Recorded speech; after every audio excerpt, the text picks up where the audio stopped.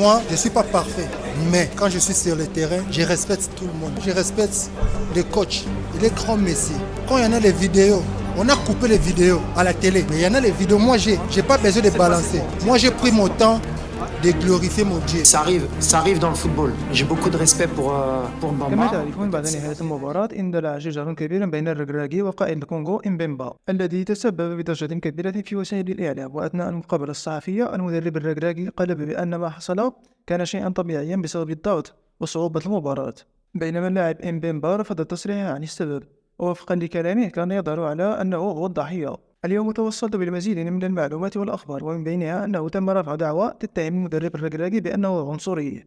مثلي ومثلك كان هذا الخبر صادما علي، ولم أتوقع أن هذا سيحدث، فبدأت في البحث أكثر عن سبب هذه الحملة والمعلومات التي لم يرد فيها إمبيمبا الإفصاح عنها. هذا ما توصلت إليه بعد انتهاء المباراة بالتعادل. قبل نظر الدرجة شوية من بعد ما كمل الماتش مشى الركراكي يسلم على إمبيمبا، وإمبيمبا ما بغاش يشوف ولا يسلم عليه كاع، وهذه قلة احترام حيت شي واحد مثلك يديه وما شفتيش فيه كاع. راح شوما جا عنده الركراكي وقال ليه شوف فيا وسلم معايا، ومن تما كانت الروينة نسب والشتم حتى كانت كاع غادي تنوض بالكروشيات، حتى فضوا البوليس واللعابة الشجار. وملي جاو يسولو إمبيمبا على شنو طرا، من بين التصريحات اللي قال ما توقعش من المدرب الركراكي انه يقول لي هذه الكلمه.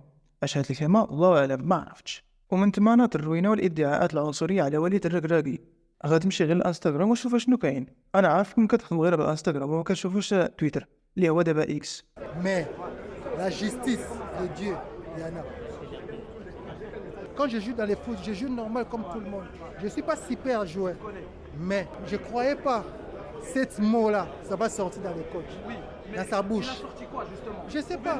Lui-même va parler. C'est plus important. قال لك ايضا امبيمبا في المقابله الصحفيه بلي عنده فيديوهات تيبينوا داك الشيء، وانا تنقل صراحه دابا هو علاش مخبي داك الفيديوهات. تينا هو الدور ديال الاعلان، حيت هو صراحه الا فعلا كان مظلوم يعطينا الدليل اش كيتسنى. الا عاودنا شفنا الفيديو اللي طرات فيه هاد الحادثه غنلقاو بلي الركراكي التصرفات ديالو كانت مزيانه، قرب منو بلطف، اجي شوف فيا راه تنهضر معاك، حتى بدا امبيمبا يتنرفا ويطرا داكشي اللي طرا. بينما الركراكي صرح بانه داكشي اللي قال امبيمبا من الابتزاز والعنصريه لا اساس له من الصحه، والتقرب اللي دار باش يسلم عليه كان غير باش يبرد عليه البونتوش ملي خرج داكشي اللي طرا في الماتش، باش يصح الامور ويهدي الاوضاع. والا كان عنده الفيديوهات يوريهم لينا.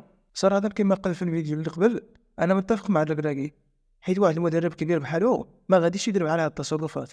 وانا كنظن ان امبيمبا دار داكشي غير باش يجبد الصداع، وهو فعلا جبد الصداع، فراه الروينه واضحه في مواقع التواصل الاجتماعي كامل.